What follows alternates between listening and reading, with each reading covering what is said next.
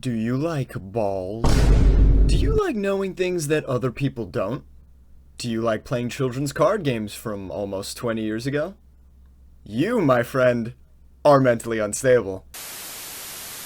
It is 2024 and we are playing Bakugan Battle Brawlers, baby. Not the reboot or the rebooted reboot. We're playing the old school, the classic Battle Brawlers. Kind of. So, Bakugan, like anything that has spread its influence across much of our world, has many different interpretations and has thus changed over time and among different groups of people. The official rules also change slightly with each new wave released. So, to keep this video simple, we're going to go over the rules for what I assume is the most common way to play Bakugan in its most bare bones form, without support pieces, but using the most modern rule set. We'll also be making videos later to explain the rules we personally like to play with, but that's for another time. Now, if you're watching this video and asking, Bakugan, what is this ultra sexy warlock man talking about? Then allow me to answer. Bakugan is a game from the most beautiful period of history, wherein you roll transforming marble toys onto cards, and use said toys and cards to do battle against an opponent. It's quick, it's easy, and most importantly, it has a killer theme song.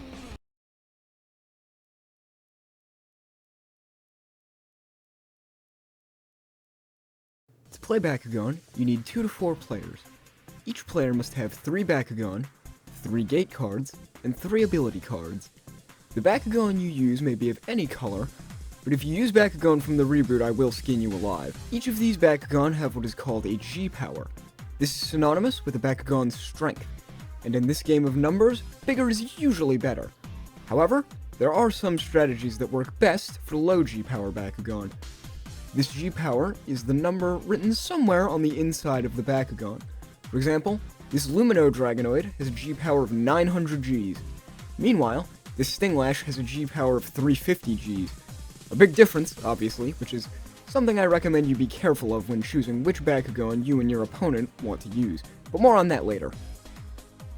Bakugan wield one of 6 natural disasters. These are called attributes. They generally correspond to a Bakugan's color, and each attribute has its own symbol that can be used to identify it along with its color. Pyrus Bakugan are typically red and have this symbol. Aquos Bakugan are typically blue and have this symbol. Subterra Bakugan are typically beige and have this symbol. Chaos Bakugan are typically white and have this symbol. Darkest Bakugan are typically black and have this symbol.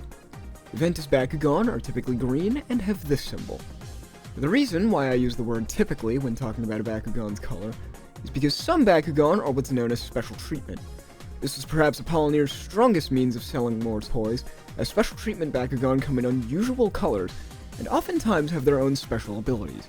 I won't go into the specifics of what special treatment Bakugan actually do in this video, but be aware that these Bakugan are different from the rest, especially in terms of color.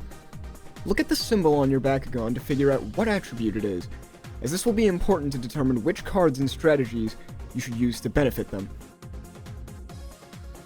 Next up, a player must have 3 gate cards to begin a game. Gate cards are the metallic cards that activate the magnets in a Bakugan and make it open. These are thus the cards that determine your battlefield, so you'll need to choose them wisely. Each gate card has 6 numbers on their left side, which correspond to the 6 Bakugan attributes. When your Bakugan battles on a gate card, it receives a boost to its G power equal to the number listed on the card that matches its attribute. For example, if you have that Lumino Dragonoid we mentioned earlier on this Volcanic Lake gate card, you take its printed G power of 900 Gs and add 200 because it is a Pyrus Bakugan, which gives you a total of 1100 Gs. Pretty good, if I do say so myself. There are 3 different colors of gate card, and your 3 gate cards must include one of each. You need 1 gold, 1 silver, and 1 copper gate card. These 3 color cards do different things, generally speaking. Gold gate cards have conditional effects to give a Bakugan additional G power, either because it meets a certain condition, or because it is a specific type. For example, this Gorum card gives an additional G power bonus to any Gorum that battles on it. Side note, There isn't always a clear ruling on whether a card like this also works on other forms of Gorm, like Hammer Gorm. It is generally assumed that it doesn't, but some people choose to rule differently, so check with your opponent before the match to make sure you're on the same page of how that works. Next up are silver gate cards. These gate cards often have no effect. With that, there's not much to say about them, other than that they tend to be very specialized in the attribute bonuses that they give, so make sure to pick one that supports the Bakugan you're using. The final gate cards are copper, although they are sometimes also referred to as bronze. These gate cards have the strongest effects of any gate card and change the rules of battle significantly. These can range from making it so that Bakugan with the lowest total G power wins the battle, to war crimes. Any effect on a gate card takes precedent over the regular rules of the game. Once you have a gate card of each color, you'll need 3 ability cards. These also come in different colors, and you'll need one of each.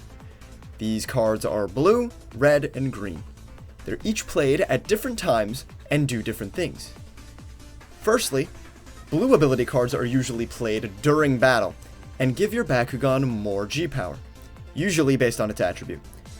While there are several crazy promo cards and broken one-offs, the general rule with these cards is that the more G power they add, the fewer attributes they can work with, or the stricter the condition they have to be activated.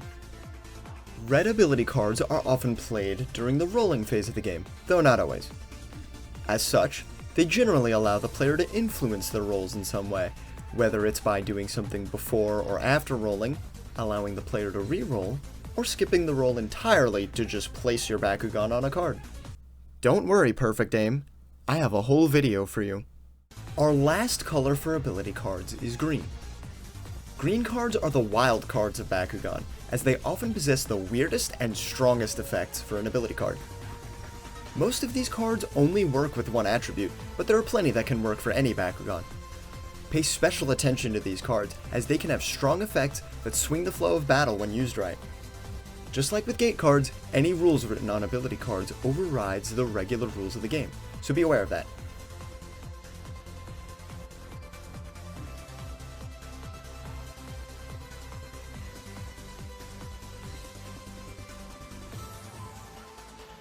Are you still listening? Good, because now you're going to learn how to complete a game. You have no choice. To begin, each player sets their 3 Bakugan, 3 gate cards, and 3 ability cards, and places them to their right. This is their unused pile. Your Bakugan should be closed, and your cards should be face down while they're here. During play, you'll use your Bakugan, gate cards, and ability cards. Once used, these will be placed to the player's left. This is their used pile. Nice and simple. At the start of the game, each player selects one of their gate cards and places it down in the arena. The cards should be touching, but be closer to your opponent than to yourself, as shown here. If you're playing with more players, the arena either looks like this, or this, depending on your rule source, though we personally prefer to play this way. Take note of where your card is in relation to the others. No matter how many players you're playing with, your gate card should be touching the others, but be furthest away from yourself. It is important that when you place your gate card in the arena, you shout, "Gate card set!" like a complete maniac.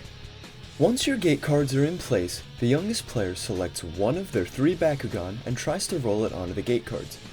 Each player should roll from at least 2 card lengths away from the closest card. When rolling, you must again shout like a maniac, this time saying, "Bakugan Brawl!" If your Bakugan opens, you shout, "Bakugan Stand!" like an even bigger maniac, and enjoy your expertise of dexterity and superiority at a children's card game.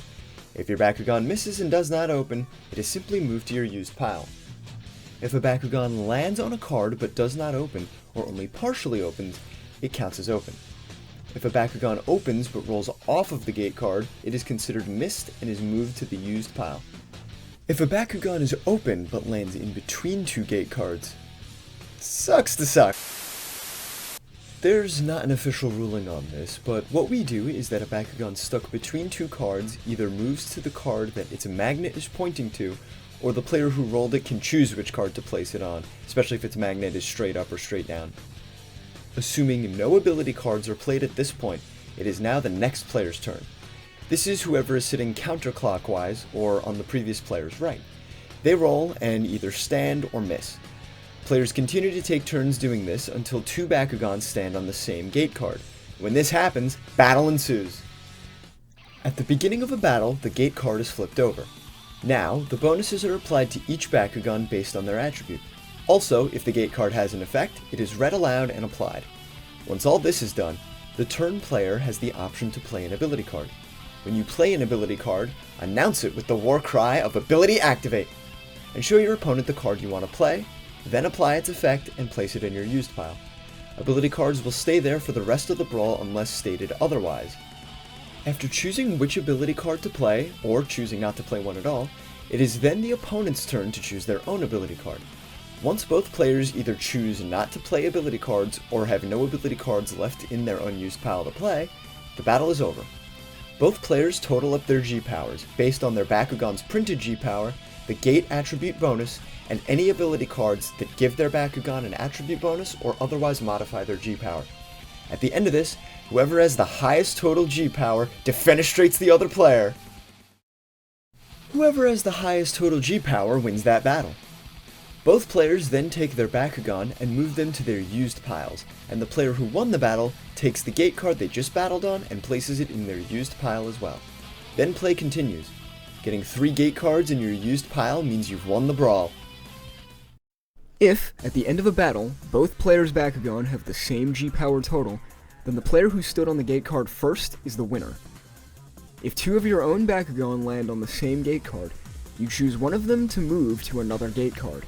If there are no other gate cards in the arena that do not already have one of your own Bakugan on the field, you win the card uncontested. Both it and the 2 Bakugan on it are moved to your used pile. This is called a double stand. If it is your turn to roll and you have no Bakugan in your unused pile, you start your turn by moving all of your Bakugan in your used pile to your unused pile. From there, you pick one of them to roll and proceed with your turn as normal. If there are no gate cards in the arena, all players select one of their unused gate cards and place them into the arena, following the same rules as they did at the beginning of the brawl.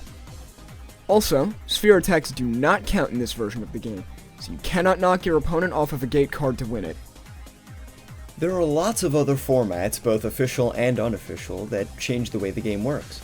For example, the big game is a 2-player format where both players double everything. That means 6 Bakugan, 6 gate cards, 2 of each color, and 6 ability cards, also 2 of each color. Each player sets 2 gate cards at the beginning of the game, and any time the field is empty, but they also double the cards needed to win. That means they'll need to get 6 gate cards in their used pile to win instead of the usual 3. Something to keep in mind is that Bakugan G-powers varied wildly across the series run. As each season progressed, the G-powers got higher and higher. Thus, many people impose limits on which series of Bakugan can be used in a brawl, and sometimes even extend this to the cards as well. You don't have to do this, but it can help make matches fairer, especially between inexperienced players. Many people also choose to impose a G-power total, which means that the 3 Bakugan you use must have a total G-power that is less than or equal to a certain number. Again, this isn't necessary to play, but it can help. For more information on how we like to do this, stay tuned for future videos. Or else. Also, for those wondering why some Bakugan are a little smaller than most, these are called B1 Bakugan. They're usable just like other Bakugan called B2. Bakugan were just made larger after their initial run to prevent children from choking on them. Ah, the good old days. That covers the basics of Bakugan. There are plenty things that weren't covered in this video that will be covered later, such as support pieces, special evolution Bakugan, and the power level mechanic introduced later in the game. But this should serve as a good guide to playing a legacy Bakugan, at least in its most basic form. Bakugan is a game that's near and dear to our hearts, and one that we've been playing for many years. It's a game that we're sure a lot of other people would enjoy or would love to get into. Whether it's because you remember it from your childhood, or coming over from one of the rebooted series, or have a collection and don't know what to do with it, there's lots of reasons to give the game a try. Hopefully, with this video, you'll have what you need to do that, and begin an awesome Bakugan journey of your own. Although, I guess you'll need some friends to play with too. Can't help you with that one.